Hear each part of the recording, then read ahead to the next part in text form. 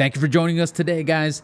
And on today's podcast, we will be talking about the very first thing, the Time article that's telling us that no, the election was not stolen, it was fortified. Remember that, fortified. So thank you so much.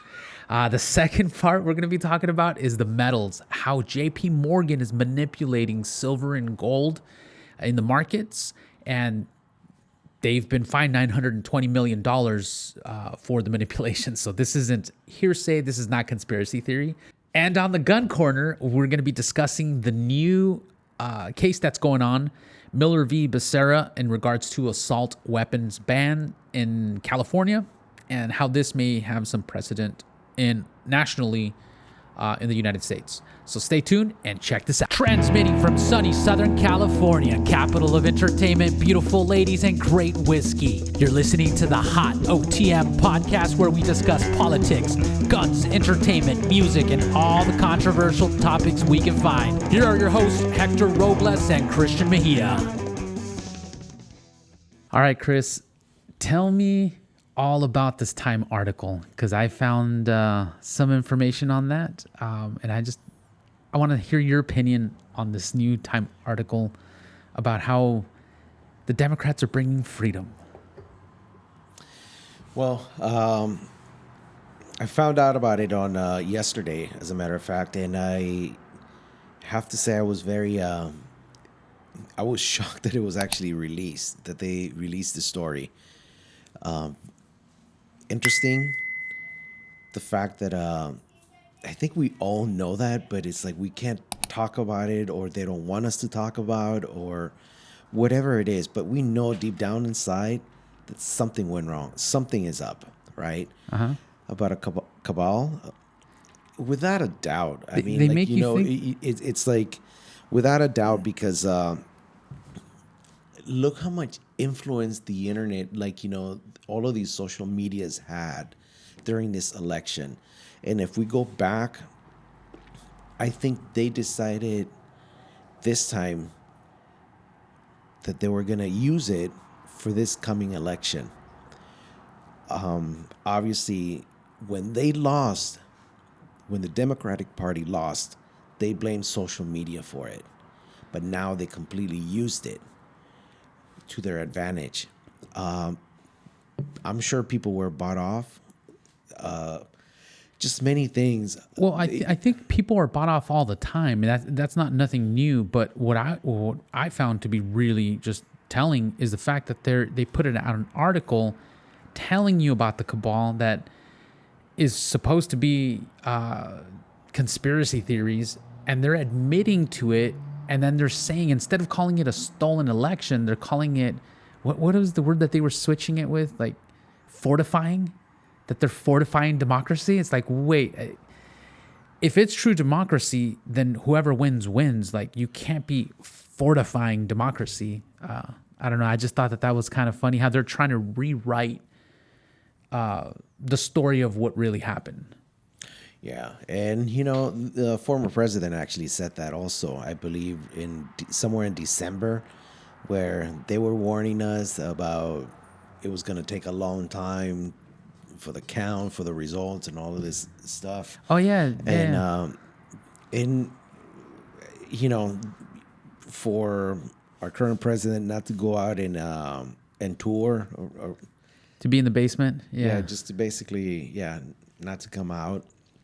So it was, man. It really was. And then, you know, something else I found interesting is how they were trying to block the MyPillow guy, Mike Lindell. Yeah. They wouldn't even allow him to speak his mind about the situation, to the point where he opened up. It's MikeJLindell.com now. So you go check him out. He has a video there where he kind of breaks down exactly what happened in each state and how many votes were needed. And in one of the states that he was talking about, there was like 4,000 illegal immigrants who voted, and they were like 2,000 votes. People also that voted. Well, but the thing is, like, he brought up a really good point. It's like, holy crap. Well, illegal immigrants can't vote and underage people can't vote. So if you just take one of those out, and Trump would have won that state. So the fact that they have those numbers and they're just so like nonchalant about it is crazy. And the fact that they won't even let that Mike Lindell talk about it, it just shows you the power that these people have, but the corruption that's involved in all of this, because it's not just one media company, it's all the media companies that are doing this, with maybe an exception of like the private reporters, Yeah, I wonder what's all in it. What's behind, like, I keep bringing that up. What's behind all of this? Why so hungry for power? Like, to me, it just validates the point that when you're hungry for power, you want to dictate. You just want to, you don't give a shit about other people. You basically want to rule the world. Didn't they say that? I mean, I saw some meme on the internet where it said the current president, at the time, Donald Trump, had 4 executive orders in his first week of office. And this president has 40 or over 40 of the executive orders, but they're calling the other guy the dictator. It's like, even Biden has said, you can't be signing executive orders that kind of put you as a dictator, something along those lines. And now he does 40. And he's done over 43. Interesting. I don't know, man. This is really concerning. It's very concerning. I've never been into politics. I've always been into music, as you know. But this time, these politics are so dirty, man. And I just it's affecting freedom. It's affecting freedom, and I don't know the direction we're going. Well, from everything that I see at this moment, it just seems like we're going to become like the largest Cuban nation, the largest. But there's more in it, that's what really concerns me. What really concerns me the most is the fact that China has their dirty hands with the United States, and get your damn dirty hands off of me. That's the shit that I cannot. Well, that's one of the things that really concerns me, and the fact also is that how this new era of politics have turned us against each other, and it just seems like we cannot get past that. I'm gonna share something with you, and then also with the audience, of course. But I was raised by a single parent, by my mom. And she pretty much laid it down the line where she said, look, we are children of God, and we got to love each other, and we see no discrimination. America it's a free country, and it's the land of opportunity where you can be and do anything you want, and nobody judges you. Came to the U.S. and realized that was completely different. But my upbringing was that whether you're African American, gay, whatever it is that you are, whoever you are, you respect that. And that was something that my mom taught me.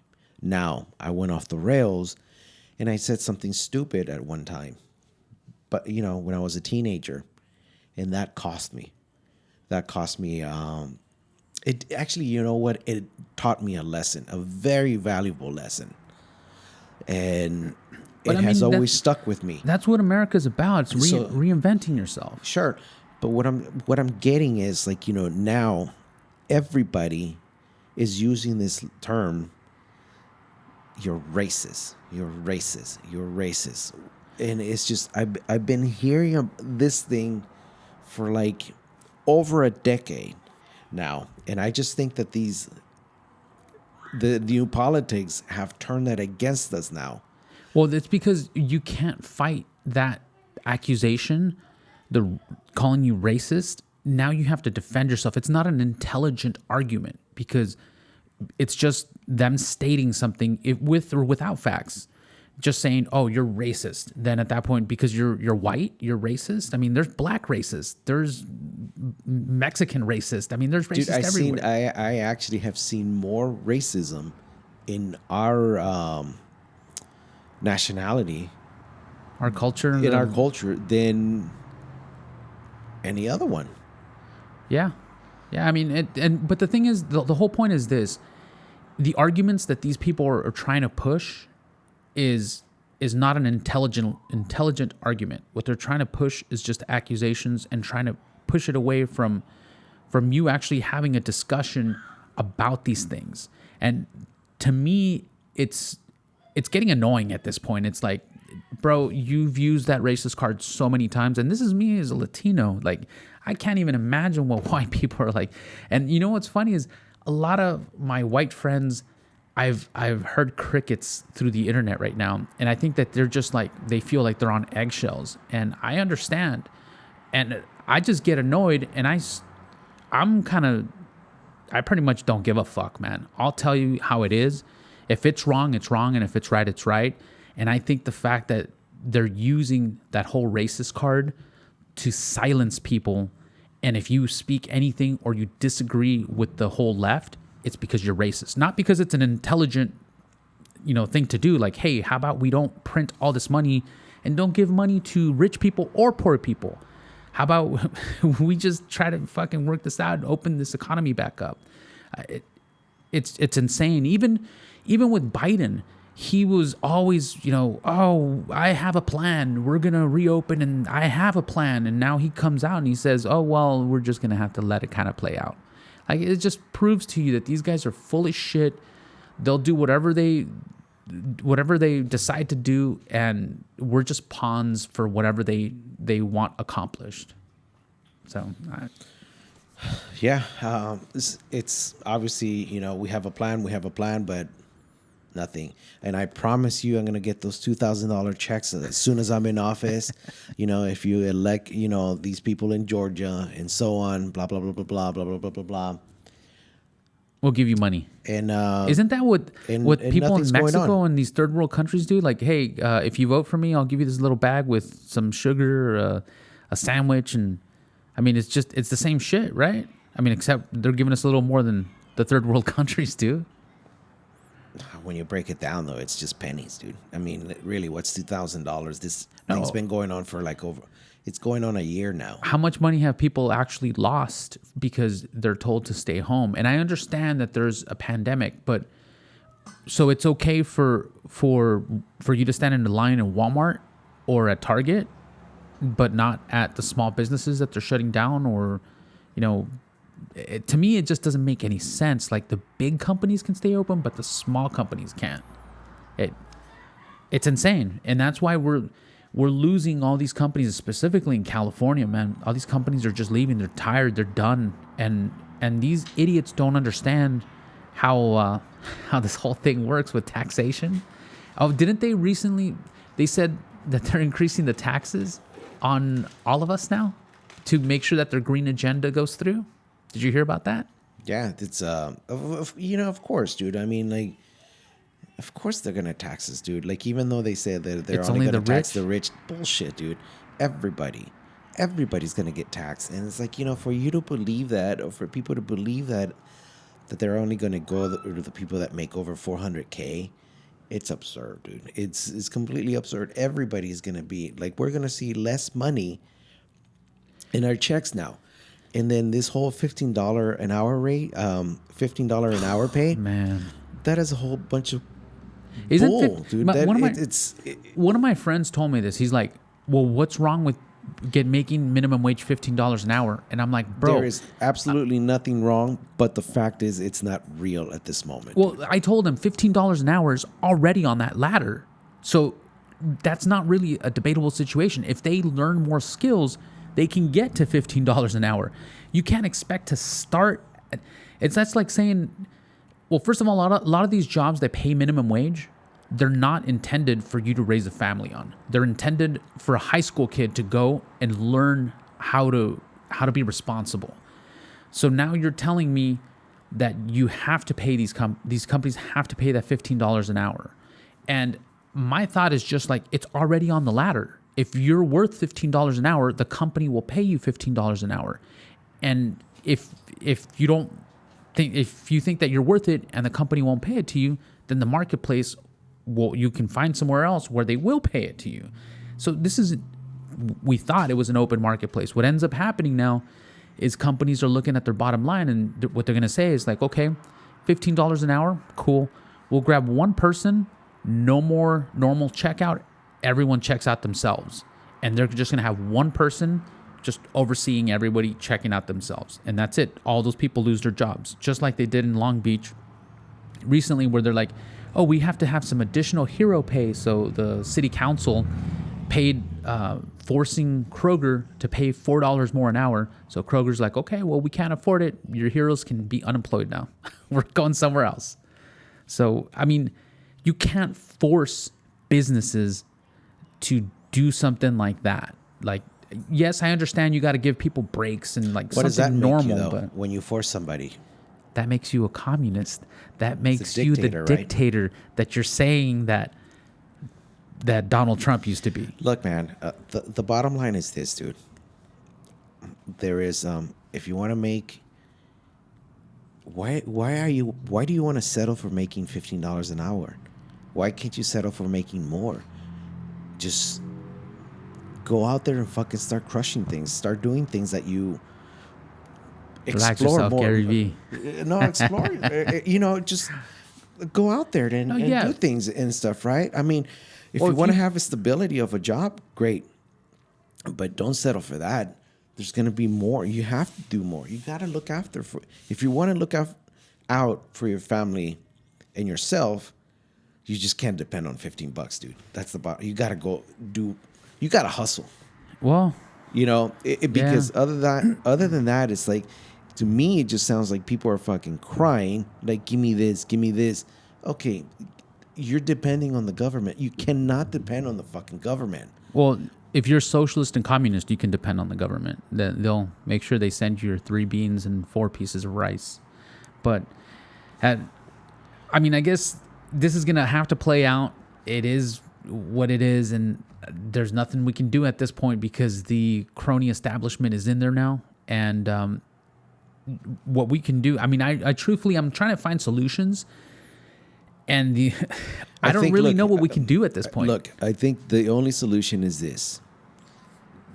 We stick to what we do and we just thrive. And we go out there and, we got to hustle ourselves. We have to, because we're not depending on the government. Yeah, I think this is going to blow up. That's what I think. And it is going to blow up. And I think that I know I say this all the time and it makes me sound kind of like weird, but I think you just need to prepare yourself financially and make sure you take care of that. Not, especially since you're staying home, you have maybe some, if you do have your job still, reallocate the way you move your businesses. But even if you don't have a job, and we all have to find ways. There were moments in my life where I didn't have shit, dude. You fucking helped me out. I was homeless. Well, in some way, but that was because of but regardless, of choice. But not exactly a choice. Well, on my end, you could have rented a closet somewhere. Somebody in LA would have rented you a closet. Well, not exactly. I was completely zero in funds. But regardless, though, I had to do what I had to do. Okay, this brings me to the next point that I wanted to bring up, which is silver, or the metals, basically, like silver, gold. And one of the things that everyone was saying was that Wall Street Bets was going to try to manipulate the market, but I didn't believe it because there's 2 separate markets on this. There's the physical market and then there's the paper market. But I felt like there was going to be some manipulation, but it wasn't going to be Wall Street Bets. And sure enough, there was manipulation. They slammed the metal. Now it's like $26 an ounce to get 1 ounce. But the problem is that you can't find it anywhere. So they manipulated the paper market to bring down the prices but then you go to your local coin shop and you can't find any metal. It's just in such high It's demand. not enough. They're selling it. I've seen it up to $40 an ounce of silver, but the like rate on the internet says 26. So that tells me that there's a disconnection between those two, the physical and the paper. And JP Morgan is one of the companies or one of the banks that they've been fined and caught and I mean, I think the last time they paid $920 million for manipulating the metals. So it's admitted already. And to me, this is this is one of those situations that opens your eyes and says, I'm on the right track. We need to make sure that all of us have a little bit of silver or gold, if you can't afford that, just stashed away. Because with what's going on politically and the manipulation of these metals tells me that there's something there, and you need to prepare yourself. If something like Venezuela happens, where shit just crashes and there's inflation and and there's shit hits the fan, I understand you can't eat metal. However, it's a good bartering tool. And why wouldn't you be prepared? Like, why wouldn't you have water in your house in case there's an earthquake and you need to drink some water? Same thing with this. Have some coins available. If something happens, cool. If nothing happens, then whatever, But it's something to kind of pay attention. That recently, this is getting me really nervous with the whole manipulation of these markets. Some people are saying that the stock market's going to crash soon. So I don't know. Who knows? Me. Honestly, it wouldn't surprise me, dude. You think it might happen? Yeah, I think so. There's just it's going to be a way of saying, like, you know what, poor people, you can't play this. This is only for the rich people. Isn't that what they tell you? Like, hey, well, if they would invest, then they would have some money, and then the poor guy goes out and buys one stock of GameStop right here. Bought one stock of GameStop. And then they're like, no, wait, you don't be investing in there. So they tell you one thing, and then when you actually do it, they didn't believe that you'd do it. But no, it's to me, it's crazy, man. These markets are nuts. I've actually invested a little bit into the markets, but I'm investing into like royalty companies, like gold and silver royalty companies and mining companies. That's kind of what I'm investing, because I see these metals taking off. Mm-hmm. So I'm trying to hedge my bets. That's really what it comes down to. You kind of diversify a little bit. I got some actual metal, and then put some money where if that takes off, then those are gonna blow up. So that's kind of my thought there. Any thoughts on your end with the stock market? No, I do think that something's gonna happen. But I hope I'm wrong, But I do think that there will be a collapse, and shit's gonna hit the fan, man. Did you hear? This is interesting. The numbers came out for the unemployment rate, and I think we only gained about like 40,000 or 49,000. Yeah, something like that, right? Mm-hmm. But did you know that most of those jobs are temp jobs and government jobs? They're not like regular jobs. And I was like, what? So basically the government's getting fatter is exactly what's happening. And then I think it was, how much we're like on week, freaking 49 or 48 since the pandemic. Mm-hmm. And we're still at 700,000 or something like that. 700,000 people that are losing their jobs straight every week. Every week, yeah. Over 700,000 people have been losing jobs. And it's like, dude, how do you stop that bleeding? I don't know, man. And then you're like, well, let's reopen. And these guys are like, well, I don't know. Okay, so why do you think, though? I mean, like, look, Wuhan, where this generated from, right? Mm-hmm. They're open. They're back up. Like, actually, they're the only country that has a GDP that's booming. That's booming, yeah. Why? I think it's a war, man. I think that this is a biological war. That's what I think this is. Later on, they're going to write books and they're going to be like, oh my God, remember that guy from that one podcast? He was right. I'm telling you, man, I think this was some sort of, I mean, all joking aside, I really think that this is a biological war that's happening right now. And I don't know, man. I don't know. This is going bad politically. This is going bad financially. This is going bad in every possible way, man. You can't get any ammo still, you know. It's nuts, man. Well, all we can do is bring you the news, let you guys know what's going on. It's basically our opinions, but yeah, just keep yourself prepared. And really quickly, I just want to mention on the gun corner here.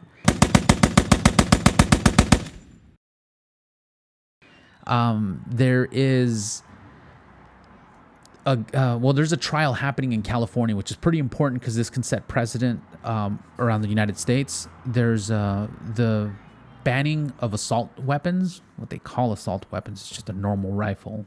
But anyway, there's it's called Miller v. Becerra, and it is happening right now with, they call him Saint Benitez here in California, one of the judges.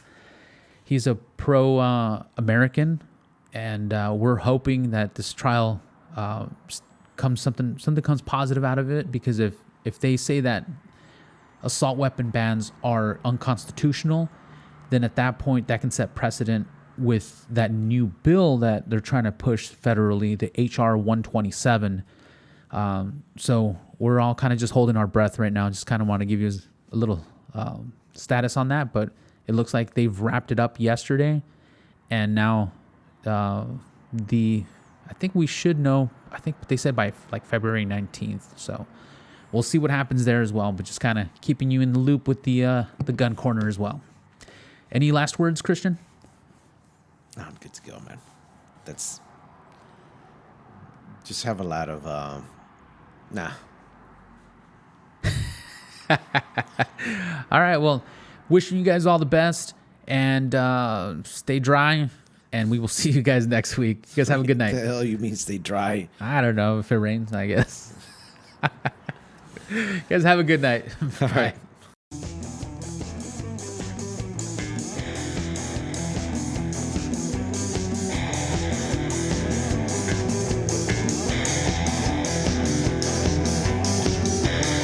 Thank you for joining us today.